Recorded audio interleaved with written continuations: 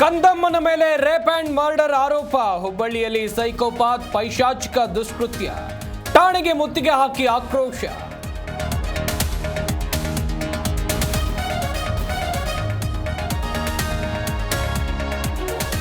ಕಾಂಗ್ರೆಸ್ ಪಕ್ಷದಿಂದ ರಾಷ್ಟ್ರಘಾತುಕ ನಿಲುವು. ವಕ್ಫ್ ಕಾಯ್ದೆ ವಿರುದ್ಧ ಅಪಪ್ರಚಾರ. ಅಕ್ರಮ ಆಸ್ತಿಯನ್ನ ಕೊಟ್ಟೇ ಕೊಡಬೇಕು ಎಂದ ಸಿಟಿ ರವಿ.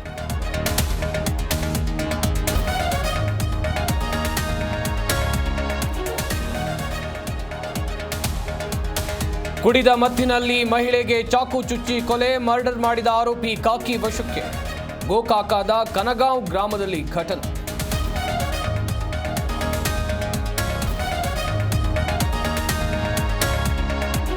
ಪತ್ನಿ ಮತಾಂತರಕ್ಕೆ ಒಪ್ಪದ್ದಕ್ಕೆ ಹಲ್ಲೆ ಆರೋಪ.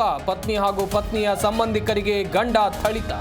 ಶ್ರೀರಂಗಪಟ್ಟಣದಲ್ಲಿ ತಡರಾತ್ರಿ ಘಟನೆ.